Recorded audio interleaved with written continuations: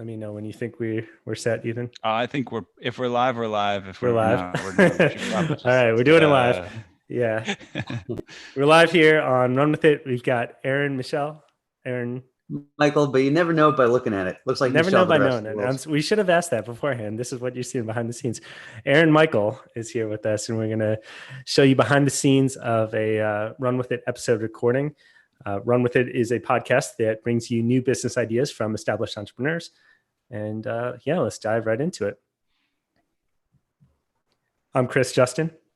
And I'm Ethan Janney. And on today's show, we have Aaron Michael. He is a partner at 1984 Ventures, a seed stage venture capital firm in San Francisco. He was selected earlier this year as one of Venture Capital's 40 Under 40 by Venture Capital Journal. He's a Harvard Business School and Harvard Kennedy School alum and sold his last company, PathSource, in 2017. Aaron, welcome to the show. Thanks so much for having me. Yeah, it's a pleasure. Yeah, we like to kick it off here. We're experimenting with kicking it off with a little bit of levity or a funny story. So I'm just going to shoot right from the hip here with what was your worst or your first business idea, if you're willing to share? Sure. So when I got out of business school, I worked briefly in product management, and then I've always been a bit of a political junkie, and wanted to do something that would get young people more involved in politics and sort of off the sidelines. This was in the 2010, 2011 range. So young people had been very excited back in 2008, and then it sort of dropped off. And so I started this thing called Fantasy Politics, Fantasy Football for Politics, Nice. Which was a kind of ridiculous fun ride. But it was definitely not successful. What it actually did is it got older people, who were already spending 2 or 3 hours on CNN.com per day to spend more time on politics. It did not actually attract the people who we were trying to really trying to get more involved. So that was it was a very entertaining period, but it wasn't really a real business. Yeah, well, that's great. That reiterates. Like, actually start something real. Yeah, that reiterates one of the themes we've heard on the show quite a few times is sell to those who are already sold, at least at first. Yeah, so it looks like that's how you succeeded, but Yeah, admirable mission, but it seems like that'd be a tough slog to get people invested in.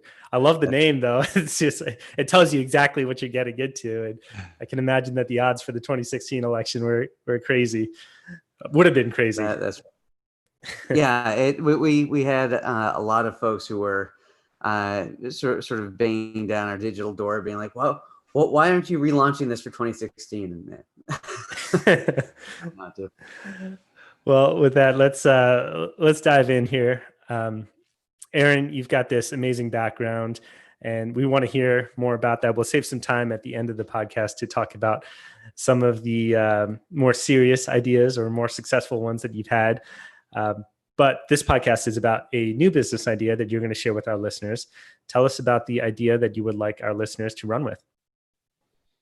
Sure. So staffing agencies today are an enormous business, right? How many industries can you think of where there are? I think it is over 140 companies just in the U.S. with over $100 million in revenue, right? And that's the staffing industry. And the largest of these companies have revenue in the 20 billion plus range.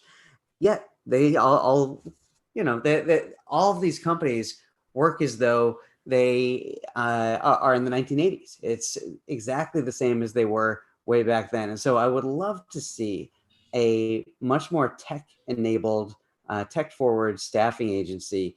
And it would be both a better user experience for the workers, a better experience for the companies that they're serving, and it would be so much more efficient because these agencies actually have physical offices that people are having to walk into to sign up for work, which is a weird thing to consider in 2020. Yeah, I'm curious to hear what some more things like that, because I can picture, of course, an agency who is working on um, candidates' behalf to try and match people up. But it seems like you have a really clear idea of what some of the things that they're doing that just haven't caught up to today's technology. So, what are some other examples other than having to walk into a physical office? Sure. So these agencies have enormous tech deficits. In fact, three of the largest of the staffing agencies, let's see, Manpower, Robert Half, and Kelly Services, were started literally in the 1940s, right? So the best engineers in the country do not want to go work for a company that was started in the 1940s, and so they have these huge tech deficits, which means that, one, physical offices, two, not worker centric, right? So if you are a candidate and you sign up for something like this, man, you go in, you physically have to walk into an office, you sign up, and then you leave and you sit and you wait. And maybe somebody calls you and says, "I've got this job for you," which is probably not necessarily an optimal job, but you sort of have to take it. Or you kind of twiddle your fingers and you never hear from these guys. And they have these enormous databases of people that they're doing absolutely nothing with. Why is that? Why can't more be done with people who have expressed an interest in finding work? Why is it that you, on one side you have I'm going to match people with a job, and on another side you've got learning and development? Why aren't these two one thing? And so I would love to see something where the education component, the development component, is actually built in, potentially on a unpaid, potentially on a paid basis, for all of these people who are looking for work and looking for opportunity.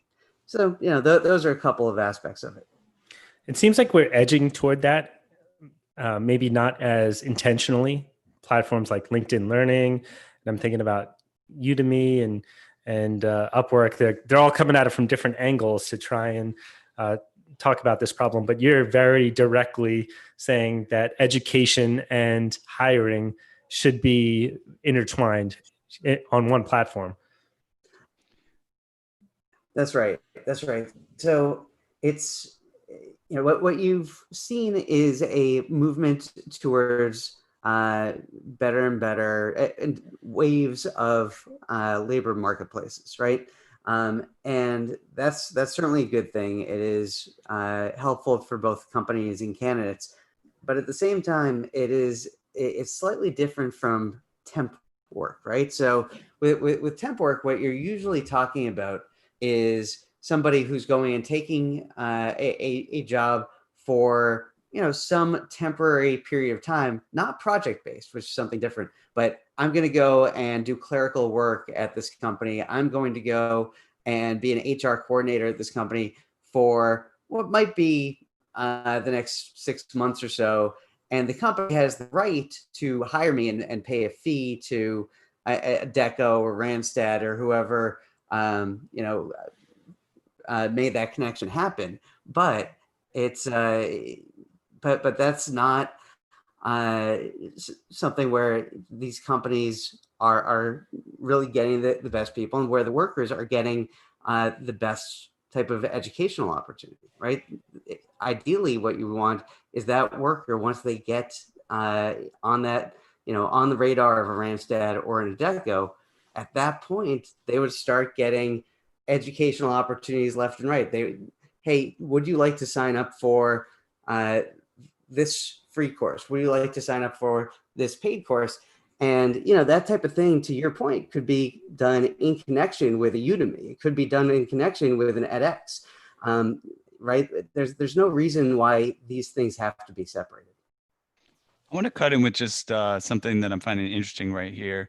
What we can talk about your other projects at the end and more, but I think it's relevant to bring in here. I noticed, PathSource there was something similar in that as well, like kind of people's career paths.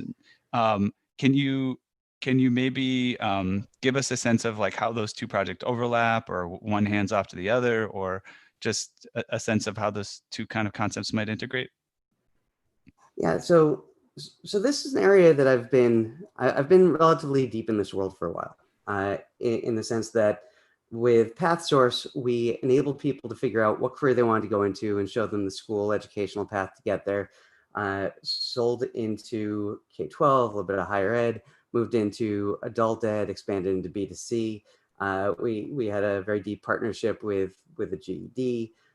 So, you know, really sort of knew that space pretty well. And today I'm a member of the board of the San Francisco Workforce Investment Board, which basically helps oversee the flow of federal funds into San Francisco for workforce training and development. So this is a space I have played in and thought in for quite a bit. And just as a follow-up, because I think sometimes this is useful and maybe for our listeners in terms of, what can help drive a person. We were talking, with someone we're helping mentor who's trying to start a business. It's like reconnecting with their why and so on and so forth. I'm curious, and there may not be anything, but is there something in your background, or is there something that is connecting you so deeply with like career path and education? It's something that I know that I have a connection to education as well, but or is it just something that you've kind of stumbled into? Well, I had originally started PathSource because of a nearly terrible idea that that I pursued, which would have been going to law school. I had applied to a bunch of law schools, got in, almost went, ended up doing an internship that was terrible, and made me realize that I would have been bad at the job. I would have been miserable. Just would have been an abominable fit all around. And I figured, man, if I could almost make that mistake despite having good friends, mentors, etc., that are sort of helping guide me and push me in the right direction, that a lot of other people are having that problem as well, and it turned out to be correct. So that's sort of what started me down this path. But more broadly, there's just a lot of people across the U.S., and we really saw this in a very in a very sort of deep way while we were working at PathSource, who don't know what they want to do, or who are out of a job and looking, desperately looking for work. That's particularly true now post-COVID, and having really efficient companies, be they marketplaces, be they staffing agencies, who can help connect people with the right opportunities, so that they can, find meaningful, productive work, and so that companies can find the right people to work for them. That makes a huge difference in people's lives. And the deeper I've gone into this space and the more time I've spent in it, the more I've met people who have really just hammered that home for me. I think the number that stands out to me for how big a problem this is I remember reading it costs about 30 grand for a company to hire someone, in terms of like per employee, because there's a potential for turnover and education, and it's a big investment that they have to make. And to me, a shockingly high number. So is that in line with the carrot that you think is out there? Yeah, you see lots of different numbers for, how much does it cost for a company to replace an employee? And of course, it matters a lot about what type of employee that is. But the high level takeaway is it's very expensive and it's painful when you lose an employee, right? You're losing productivity in the short term. You're spending a ton of time trying to find the right new person, doing interviews and so on. And frankly, a big part of the value add of the current legacy players, the Randstads, the Adecos, the Manpowers, the Kelly Services, in the staffing space, it is sort of twofold. One, they have these, very strong sales relationships with these companies, with their customers, but also that they have these huge databases of people. And so when American Express is like, I need to have 100 people working in this call center. I need to have 100 people doing X, Y, Z. I need that in a few days. These companies are actually able to deliver, And so, part of the trick here is being able to figure out how do we scale this up quickly, right? How do we go out and find and build our database of people who really are interested in finding new work? And how do we keep them engaged once we've got them until we can get them a job? And then how do we get them that job as quickly as possible? I've got 3 questions for you, and they're exactly what you just said to me. I was trying to think of how I could parrot that back. But yeah, how would you answer those questions? How would you find the people? How would you scale it quickly? What would you say to that? Man, my job's to ask the questions, not to come up with it.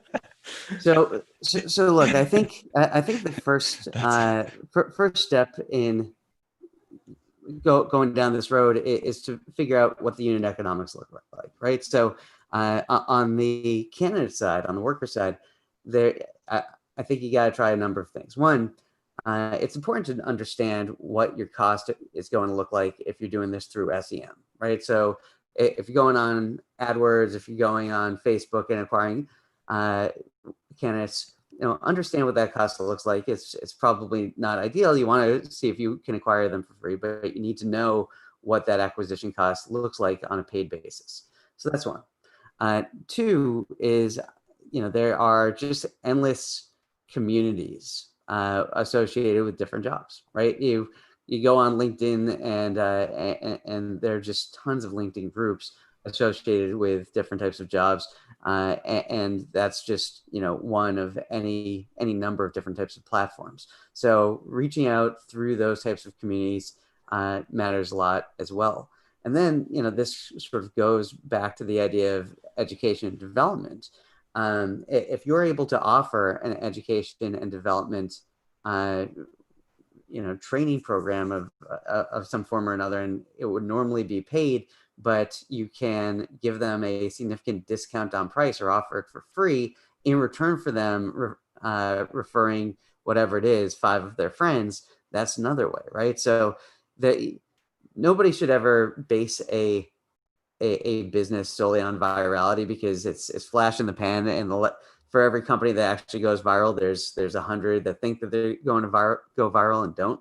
But you can build viral tools into your product, and things that incentivize people to refer customers and candidates to you. Absolutely, that should be done. My mind's going in a couple different directions here. I'm just going to take off the last thing you said with the education aspect of this. I wonder if there's some way to incentivize people to actually complete some of the training programs that you put in front of them. I think I've read that online courses have a 98% abandonment rate. And you would, if you are tying these platforms together of hiring and education, and you're able to monitor that, you could provide a rebate of sort to either the company or to the person who completes an educational training program and tests highly, such that maybe you knock off some of the fee that the company pays you. I'm trying to think of how you structure it, but there's something there. Maybe you charge more. Something there associated with combining those aspects. No, that's right. And now on top of that, you don't even need to have necessarily a financial incentive to get people to have a higher likelihood to complete in terms of direct financial incentive, because this is associated with getting a job. That in and of itself creates the financial incentive in a sense, right? If you're completing more of these and that information is going directly to a potential employer, that's very significant, right? That makes you, as somebody who's going through that course, much more likely to think twice before you abandon it. Fair enough.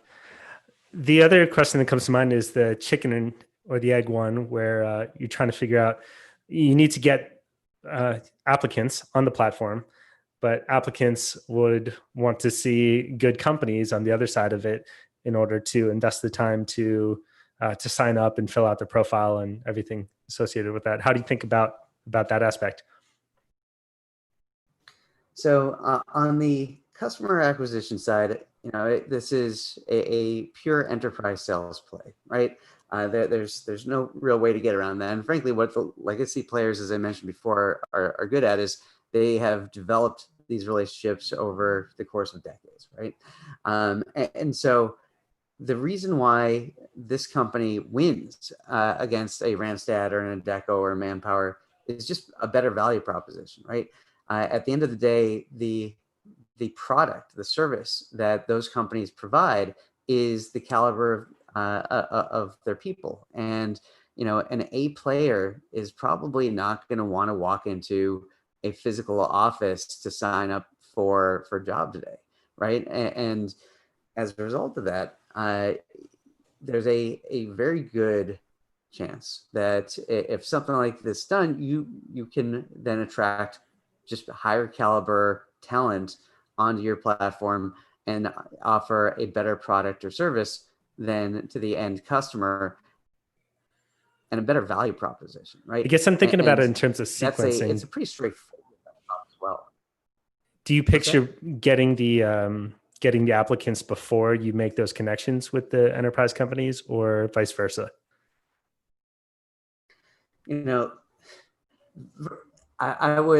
I'd say the first thing that you need to do is test how much it's going to cost you to acquire an applicant, right? And you can do that before you've built a thing.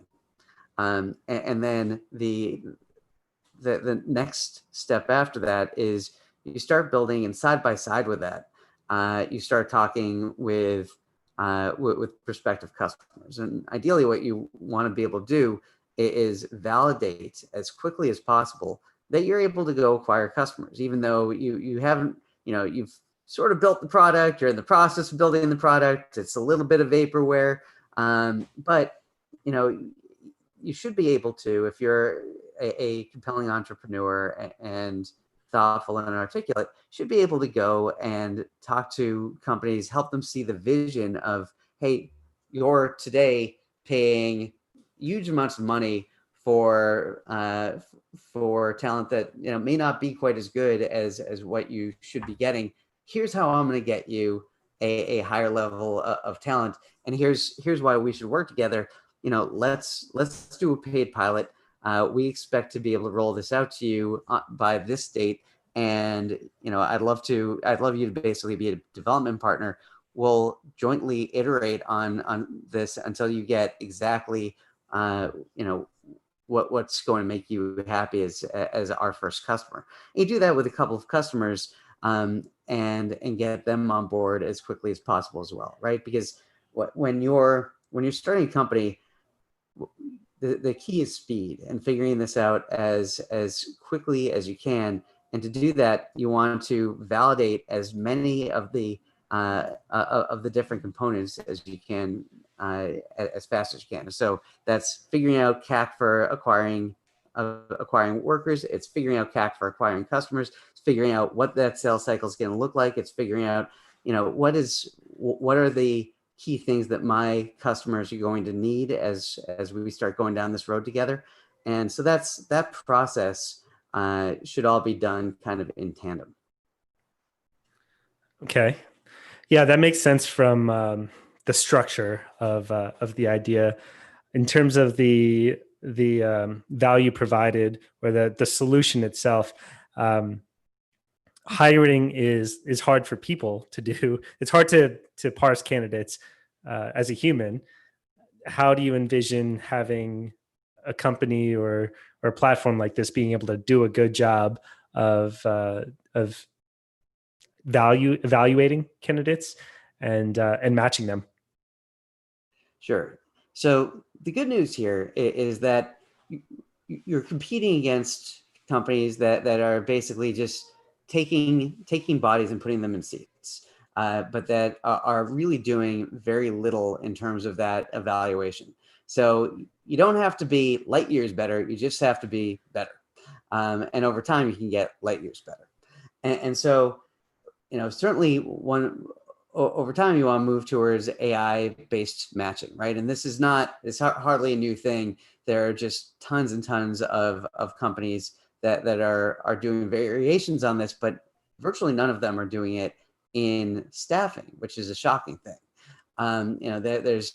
it's all around general hiring as opposed to in the staffing space. So that's really where where a big piece of that goes over time. Another thing that you can really move into as well is helping to figure out which groups of people may potentially work well together, right? So if you're, again, using the Amex example, if you're giving Amex 100 people over the course of a week or two, and some of those people are going to end up working together potentially in a team, once you're doing this at enough scale, you should be able to start working on algorithms to say, well, people with this set of characteristics tend to work better together than people with this set of characteristics. And so you can then start optimizing, not just around hiring out the best individuals, but actually hiring out the best teams. And so it's a hard problem to solve. But these are I'm picturing Moneyball for staffing. Yeah, no, that's exactly right. These are solvable problems. So that's the sort of thing where I'd love to see companies moving in that direction. Just going back to the two-sided market question that Chris raised earlier, if listeners are interested, you're listening to podcasts already, there's a podcast of the Indie Hackers podcast about key values, which is a website which allows people who are looking for companies to align their values with the companies they want to work for. But she does, I forget how she did it, but she does go into some detail on that episode about how she went about solving this problem of, I want to, get the companies on board, and I also want to get the potential employees on board. And what's the chicken and the egg on that one? I think they'll also maybe discuss it in there's another business which allows you to do like test interviews with, it's mostly geared towards coders. But you can literally do these test interviews with like the big names like Google and stuff like that, and do code interviews. And I think that person had to solve a similar problem as well. We'll see if we can find that link and put that in the show notes. Yeah. So it's interesting today, today, if you're finding your work through a staffing agency, you probably will take whatever job is coming to you. You're doing it not because you have a choice of a lot of jobs, but because you need a job, you need an income, and that's okay.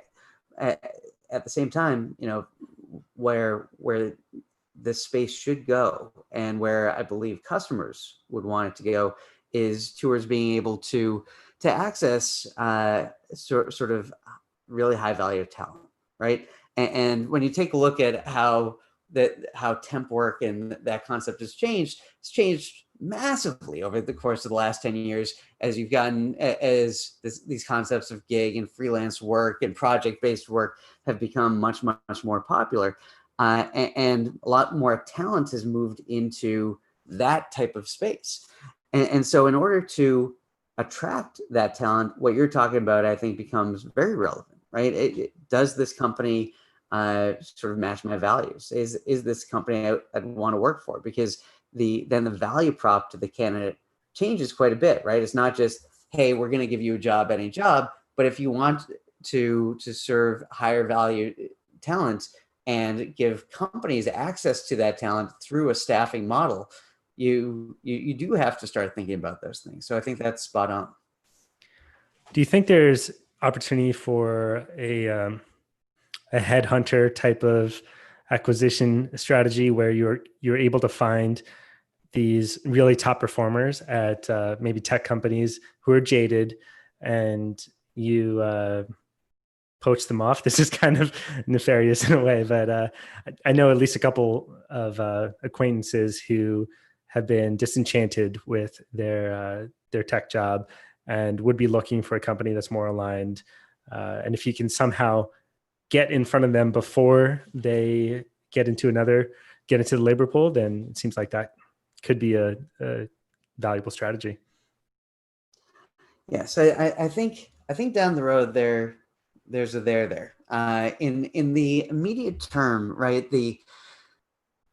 In the immediate term, there's sort of a gulf between what staffing agencies have historically done, and the type of candidate who they've served, and the type of candidate that you're talking about. And I think you're exactly right that over time there's there's the potential for staffing agencies to really move through different types of candidates who they can offer a compelling value proposition to, to the point down the road where they're able to siphon off good candidates from tech companies and offer them other opportunities. And that may not look like sort of traditional temp work. That may look more like offering different divisions that are more sort of freelance oriented. But I think that could certainly be where things end up over time.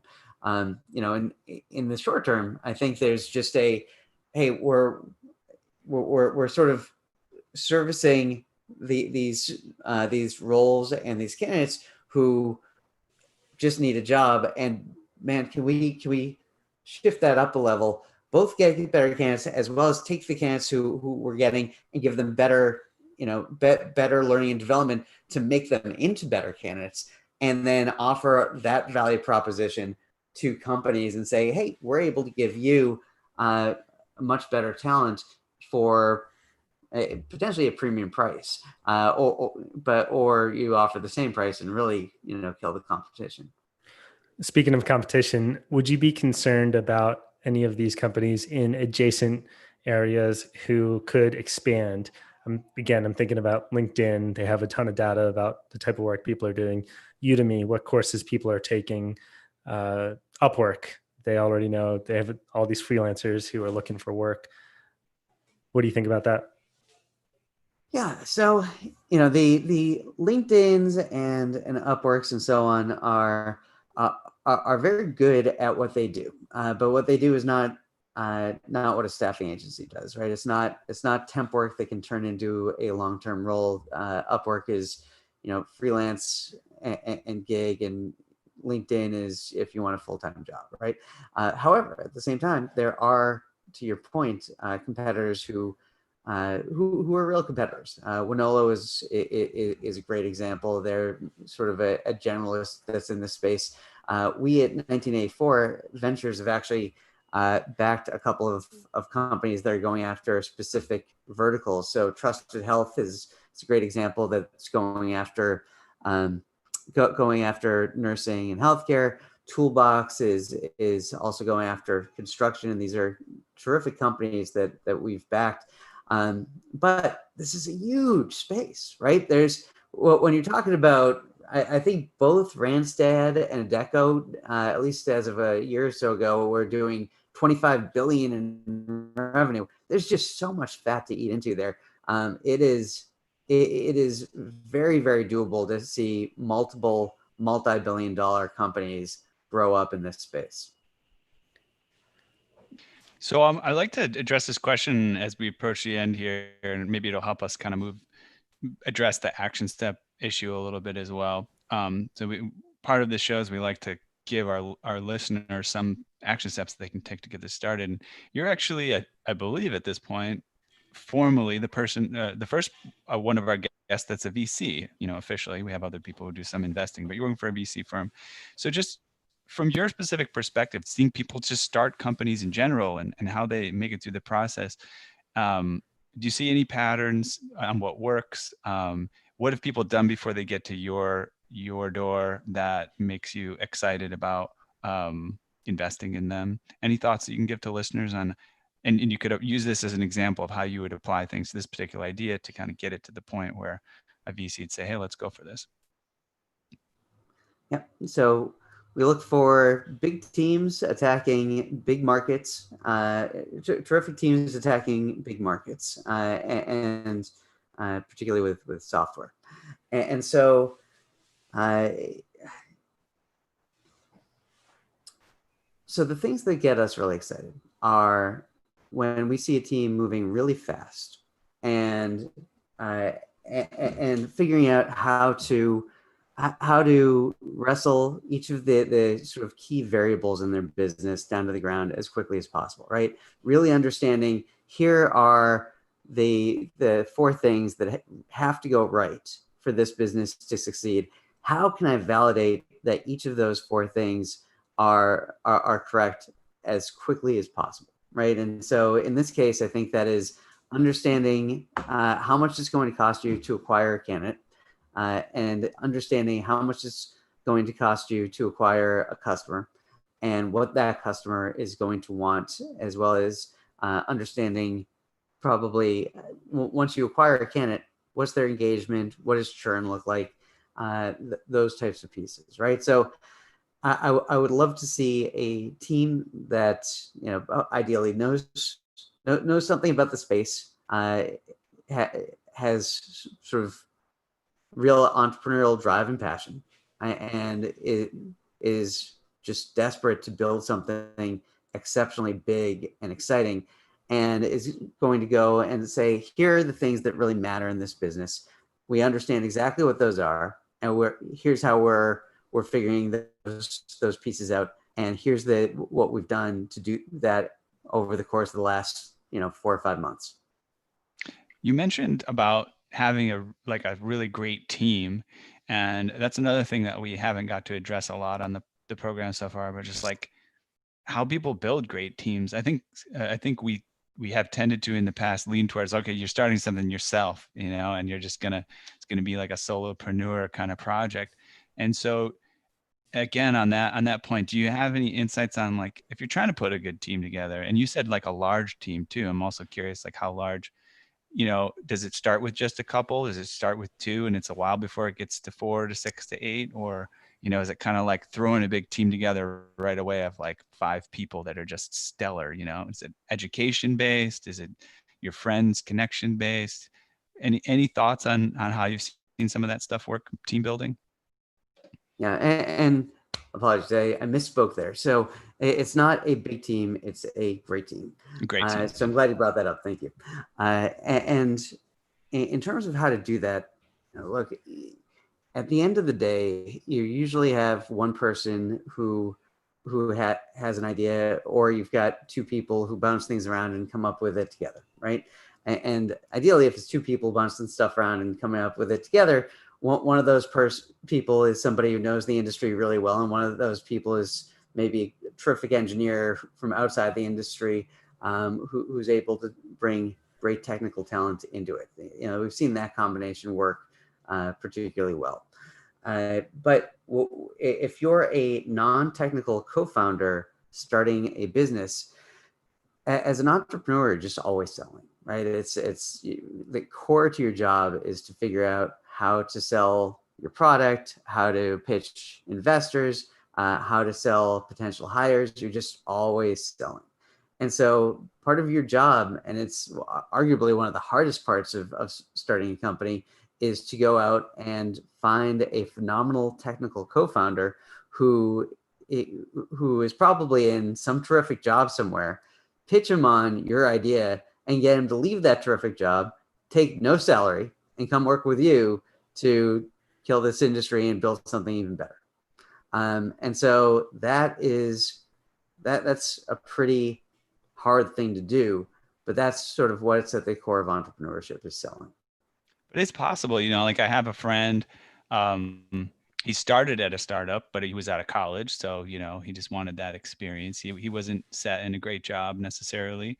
Worked for a startup. The startup did well, got acquired by Google. Then he was working for Google, and now he had a job at Google. And it's like, oh yeah, like some people call it like the golden handcuffs, right? Of Google. You kind of working there, you get your free lunch and, and the toys to run around and, whatever, all of the perks. And so, but a year ago, he decided to leave because he was excited about the prospect of starting a company. And I think that's probably the point you've got to sell to that person, is you've got to find the person that they're not fulfilled in the job. It's not about the money at this point, or, they want a bigger payday. They want something like really big and impactful, and they're ready to take a leap. It's not easy, but I could imagine almost that person wanting you to sell them on it. They want you to be their kind of like devil's advocate on their shoulder. Come on, man, let's push you out of this, and they might actually appreciate that from a good salesperson selling them on a good idea. Yeah, no, that is exactly right. And, there's there's a lot to be said for having the freedom to go build what you want, and going out and starting from scratch and creating something new and exciting. That's that's a big part of kind of the American dream, and it's what every great business is built upon. Is you start with nothing and you create something from scratch. And so for the right type of person, that sort of conversation is exceptionally compelling. Well, we're coming up on time here, Aaron. Thank you so much for the conversation so far. We covered a lot of ground. I think it's been really interesting seeing how you think about this idea and hearing the outline of the action steps that you had mentioned and some of the other considerations that a listener needs to think about if they were to get this started. What's one thing, to put a pin on it, what's one thing you want our listeners to take away from this conversation? Build a product that it is both customer centric, but is also worker centric, that is candidate centric, that gives them a much better experience than what you're currently seeing from the legacy players in the space. And if you do that, you'll be a large step towards building a terrific company. Great. Awesome. To the listener who has heard Aaron's idea here and wants to take action, do so. Follow through on the steps that we've outlined. Flesh out what a customer acquisition cost would be, a candidate acquisition cost as well, and email in. Tell us what you've done at update@runwithit.fm. One person who responds will earn a free mentoring session from Aaron and potentially the ability to pitch 1984 Ventures on this idea and just get some ongoing mentorship here. Aaron, where can people go to learn more about you? So you can go to the 1984.vc website. You can follow me on LinkedIn, or I also have a YouTube channel that we just launched that goes into depth with a number of sort of bite-sized startup videos on everything from virality to PR to thinking about starting your company and what's involved in deciding on what idea to pursue, all of those. So if you go on YouTube and search Aaron Michael Startups, come right up. Great. Well, it's been a pleasure, Aaron. Looking forward to hearing from listeners on an update for what they've done and connecting back with you in the future. Absolutely. It's been a pleasure. Thanks a lot. Thank you. All right. So I'll sign us off Facebook and then we can wrap up. Sound good? Yep. All right.